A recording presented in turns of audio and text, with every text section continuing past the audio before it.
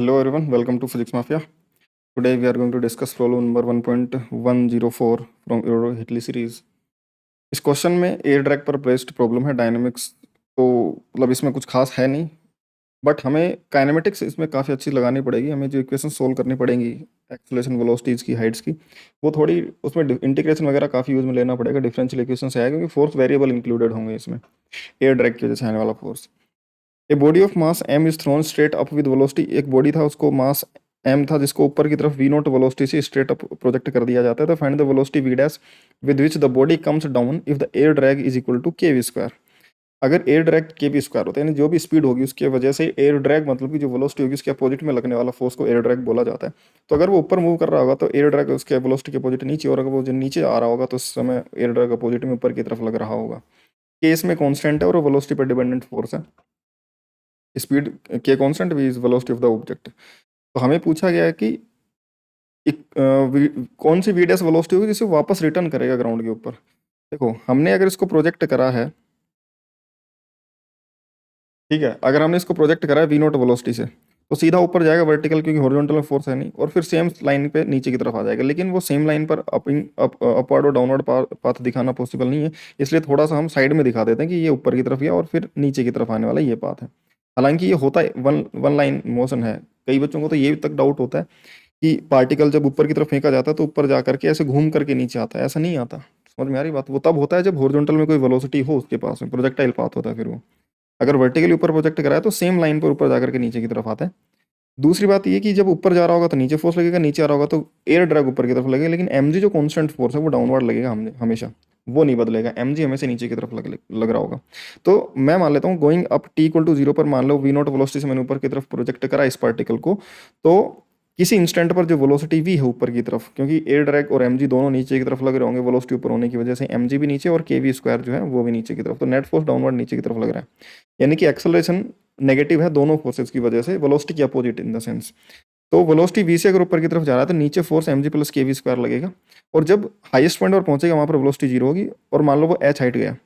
अब वापस आते समय हाइट तो सेम ही लगेगी। बस यही कंडीशन है जो हमें इस क्वेश्चन के आंसर तक पहुंचाएगी कि ऊपर जाने में जितनी हाइट ट्रेवल करेगा, वापस आने में भी डिस्टेंस तो उतनी ट्रेवल करेगा, हाइट h के बराबर। बट नीचे आते समय अगर किसी इंस्टेंट पर वेलोसिटी v हुई तो नीचे की तरफ जो mg फोर्स लग रहा है वो तो नीचे लगेगा, लेकिन ग्रेविटी का फोर्स mg तो लगेगा नीचे, लेकिन जो एयर ड्रैग होगा वो ऊपर की तरफ लगेगा के वी स्क्वायर। तो अब जो नीचे की तरफ, इसमें नीचे की तरफ जो नेट फोर्स था वो नीचे की तरफ यही नेट फोर्स था, mg प्लस के वी स्क्वायर। लेकिन इस सिनेरियो के अंदर जो नेट फोर्स होगा एफ नेट, जो डाउनवर्ड डायरेक्शन में लगेगा या फिर ऊपर की तरफ लगेगा, किसी भी एक तरफ मान लो, या तो एमजी को बड़ा मान लो, के वी स्क्वायर को जो मर्जी बनाओ। अगर मैं डाउनवर्ड मान रहा हूँ तो एमजी को बड़ा मानूंगा, तो MG minus k v square लग जाएगा एक तरीके से, अगर मैं डाउनवर्ड डायरेक्शन में देख रहा हूँ तो। ठीक है, और अपवर्ड डायरेक्शन में अगर देखता हूँ तो फिर वो के वी स्क्वायर माइनस एमजी देख लूँ, उस हिसाब से लिखूंगा। अब नीचे की तरफ आते समय इफेक्टिव ग्रेविटी एक तरीके से जी प्लस के वी स्क्वायर बाई एम बनेगी, और इसमें नीचे की तरफ आते समय effective gravity G minus k v square by M बनेगी। खैर, ऊपर जाते समय अलग एक्सेलरेशन है, नीचे आते समय अलग तरीके से एक्सेलरेशन बदल रही है, तो मुझे दोनों को अलग अलग तरीके से इंटीग्रेट करना पड़ेगा। ठीक है, तो स्टार्ट करते हैं। गोइंग अप में जो वेलोसिटी नीचे की ऊपर की तरफ v थी, उससे नीचे mg प्लस के वी स्क्वायर फोर्स लगा था, तो एक्सेलरेशन जो कि w से लिखता है एरिया में जनरली, तो हम भी w से लिख लेते हैं।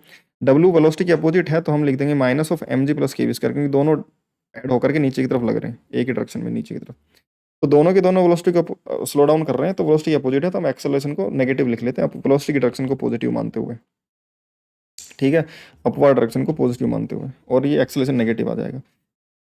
वेलोसिटी की डायरेक्शन में डिस्प्लेसमेंट आ रहा है तो मैं एक्सेलरेशन वेलोसिटी को, क्योंकि मुझे हाइट के साथ में इसका रिलेशन निकालना है कि जब ये हाइट h चला जाएगा, क्योंकि टाइम का रिलेशन तो देखूंगा तो देखो ऊपर जाने में और नीचे आने में अलग अलग टाइम लगेगा, क्योंकि एक्सेलरेशन अलग अलग है, डिस्प्लेसमेंट सेम है, लेकिन क्योंकि एक्सेलरेशन अलग अलग है तो हम ये समझ सकते हैं कि टाइम अलग अलग लगेगा। एक्सेलरेशन और हाइट के रिलेशन, डिस्प्लेसमेंट के रिलेशन से हम समझ सकते हैं टाइम के साथ में रिलेशन जो आएगा। बट हाइट जो आएगा, डिस्प्लेसमेंट जितना ऊपर जाते समय ट्रेवल करेगा उतना नीचे आते समय, तो हम इस इक्वेशन को, इस वेरिएबल एक्सेलरेशन को हम टाइम में ना ले जा करके हम वेलोसिटी और हाइट में रिलेशन निकाल लेते हैं, ताकि हम ऊपर जाने की हाइट और नीचे आने की हाइट बराबर कर सकें। ठीक है, तो हम इस एक्सेलरेशन को v d v by d y लिखते हैं, और ये माइनस एम जी प्लस के वी स्क्वायर के बराबर है। एम जी प्लस के वी स्क्वायर नीचे की तरफ आ जाएगा, डी वाई उधर की तरफ चला जाएगा। अब जब इनिशियली हाइट 0 थी, इंटीग्रेशन करूंगा तो लिमिट्स लगाऊंगा इधर हाइट वाई की, किसी हाइट वाई पर हमने माना था कि वेलोसिटी वी है तो एक्सेलरेशन नहीं होगा। तो जब हाइट 0 है उस समय वेलोसिटी, इसकी प्रोजेक्शन की वेलोसिटी वी नॉट था, वी नॉट थी पॉजिटिव डायरेक्शन में, यानी कि अपवर्ड डायरेक्शन में। और जब हाइट h है, कोई जनरल हाइट h, उस समय ये जो मैक्सिमम हाइट बनेगा उस समय इसकी वेलोसिटी जीरो हो जाएगी। तो जो मैक्सिमम हाइट ये अटेन करेगा, जहाँ पर वेलोसिटी जीरो होगी, उसमें मान लो ये हाइट h पर जा रहा है, तो उस h हाइट पर जब डिस्प्लेसमेंट y डायरेक्शन में h होगा उस समय वेलोसिटी जीरो हो जाएगी। तो ये हाइट h निकाली जा सकती है। ठीक है, अब इसको इंटीग्रेट कैसे करें? तो देखो, कोई भी फंक्शन हो और उसका डिफरेंशिएशन एक साथ अवेलेबल हो तो हम सब्स्टिट्यूशन मेथड लगा सकते हैं। यानी कि mg प्लस के वी स्क्वायर को अगर तुम डिफरेंशिएट करोगे तो mg का डिफरेंशिएशन तो जीरो है और k कांस्टेंट है, तो वी स्क्वायर का डिफरेंशिएशन 2v।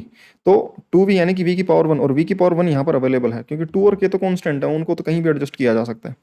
तो अगर ये फंक्शन है उसको अगर मैं x मान लो तो उसका डिफरेंशिएशन यहाँ पर अवेलेबल है, तो इसका इंटीग्रेशन किया जा सकता है और ये लॉग में बनता है हमेशा, है ना, क्योंकि अगर ऊपर नीचे कोई फंक्शन हो उसका डिफरेंशिएशन ऊपर अवेलेबल हो तो अगर इसको मैं x मानूंगा तो फिर ये dx बन जाएगा इस तरीके से।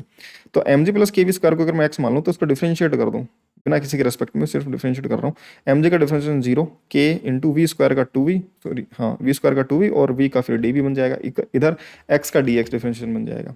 या फिर x के रेस्पेक्ट में कर लो तो ये बन जाएगा 2kv d by d x is equal to x का 1, और dx उधर चला जाएगा, एक ही बात है किसी भी तरीके से करो। तो यहाँ पे जो वी डी वी है उसको dx बाई 2k से रिप्लेस किया जा सकता है। ये जो वी डी वी है, समझ में आ गई बात? वी डी वी को dx बाई 2k से रिप्लेस कर दिया हमने, और ये इंटीग्रेशन इसको हमने रिप्लेस कर दिया dx by 2k v d v को, और नीचे x बन गया 1/2k dx बन x, इसका इंटीग्रेशन ln x बन जाएगा 1/2k, x की वैल्यू वापस रख दी mg प्लस के वी स्क्वायर। तो ये जो इंटीग्रेशन जो हमारा था उस इंटीग्रेशन को रिप्लेस किया जा सकता है ln mg प्लस के वी स्क्वायर से 1/2k टाइम्स 1/2k टाइम्स। ठीक है, और वापस लिमिट लगाया जा सकती है, डी वाई का इंटीग्रेशन y बन जाएगा। इनिशियल लिमिट जब जीरो थी हाइट, तो वेलोसिटी वी नॉट, और हाइट h मैक्सिमम पर वेलोसिटी जीरो हो चुकी है। ये लिमिट्स रखेंगे, अपर लिमिट में तो v की जगह जीरो रख देंगे, तो ये mg बन जाएगा सिर्फ, माइनस लोअर लिमिट में ये वी नॉट रख देंगे। तो ln a minus ln b, ln a by B बन जाएगा, ln a by B equal to minus of upper limit h minus lower limit zero, तो ये माइनस h, माइनस को इधर भेज दो और इधर भेज करके उसको लॉग के अंदर भेज दो। समझ में आ गई बात? लॉग के अंदर भेज देंगे तो क्या बन जाएगा फिर वो, ये पावर -1 बन जाएगी, और -1 पावर क्या कर देगी, इसको रिवर्स कर देगी, यानी कि mg प्लस के वी नॉट स्क्वायर ऊपर आ जाएगा, mg नीचे आ जाएगा। तो हाइट की वैल्यू बन जाएगी 1/2k ln mg प्लस के we naught square by mg। यानी कि इस हाइट तक वो, अगर हमसे पूछा जाए कि वो कितनी हाइट अटेन करेगा तो हम बता सकते हैं कितनी हाइट अटेन करेगा, और हमें पूछा जाए कि भाई कितना टाइम में हाइट अटेन करेगा, तो फिर हम ये कैलकुलेशन इस तरीके से करते हैं कि ये जो एक्सेलरेशन है इसको dv बाई dt रख देते हैं, और फिर टाइम की वैल्यू इधर dt होता है, इधर वेलोसिटी का ये फंक्शन होता है, इस तरफ हम लगाते t की वैल्यू जीरो पर वेलोसिटी वी नॉट थी, t की वैल्यू t पर कैपिटल T मान लेते या t जो भी मान लेते, उस पर वेलोसिटी जीरो हो जाएगी, तो हाईएस्ट पॉइंट पहुंच जाएगा, तो वो टाइम निकल के आ जाता है इस इंटीग्रेशन से, जैसे कि इस इंटीग्रेशन से हाइट आई है। ठीक है, नीचे की डायरेक्शन में आते समय हम फिर क्या करते हैं, हम नीचे की डायरेक्शन को ही पॉजिटिव मान लेते हैं। समझ में आ गई बात कि भाई नीचे की तरफ वेलोसिटी mg ज़्यादा होगा तभी तो नीचे की तरफ एक्सेलरेट करवा पाएगा, तो वेलोसिटी नीचे की तरफ v होगी, तो mg नीचे की तरफ फोर्स, ऊपर के वी स्क्वायर, तो नेट फोर्स नीचे की तरफ mg minus k v square, और वेलोसिटी की डायरेक्शन को ही पॉजिटिव मान लेते हैं, नीचे की डायरेक्शन को ही पॉजिटिव मान लिया हमने। तो एक्सेलेरेशन वेलोसिटी की डायरेक्शन में इसलिए प्लस का mg minus k v square लिखा जा सकता है, और एक्सेलेरेशन को फिर से d v by d y लिख सकते हैं, और mg minus k v square फिर से इधर ले आएंगे, वेलोसिटी के फंक्शन को dy को उधर ले जाएंगे और ये इंटीग्रेशन लगा देंगे। अब ध्यान से सुनो, यहाँ पर जो लिमिट लगेगी जब हाइट हम यहाँ से मेजर करना स्टार्ट कर रहे हैं, यहाँ से y जीरो, जब y की वैल्यू जीरो थी उस समय वेलोसिटी इसकी जीरो थी हाईएस्ट पॉइंट पर, और जब ये y नीचे की तरफ h डिस्टेंस ट्रेवल कर लेगा उस समय ये इंटीग्रेशन क्या बन जाएगा, v डैश बन जाएगा।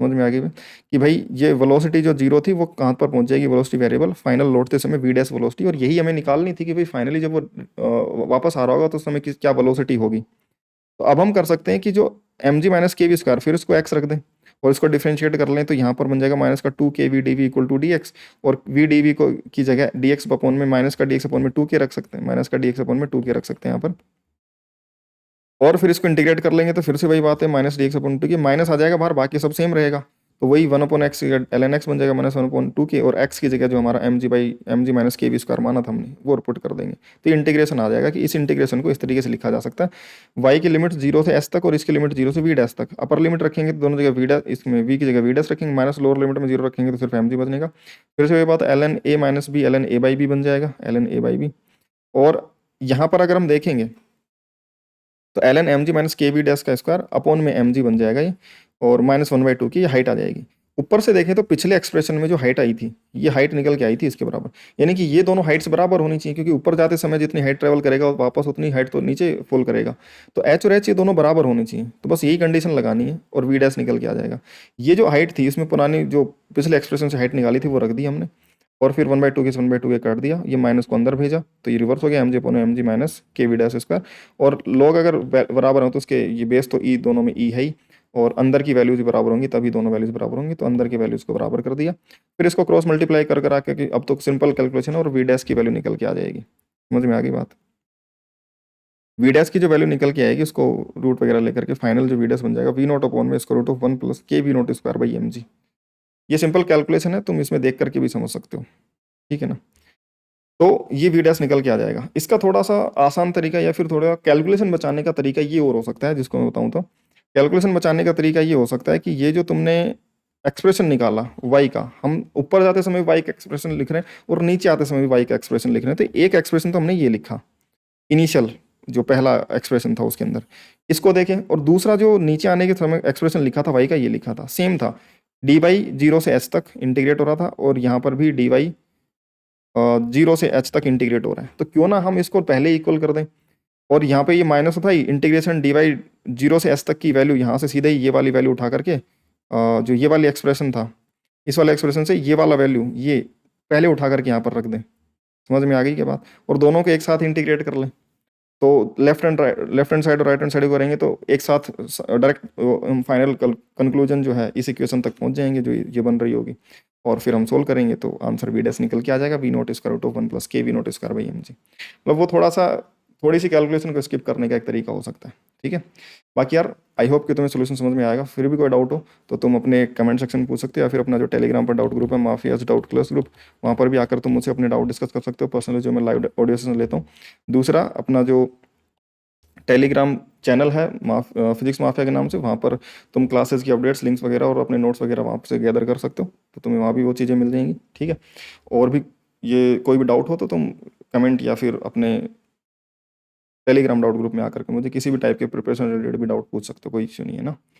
बाकी यार मिलते हैं ऐसे किसी नेक्स्ट वीडियो में, बाय।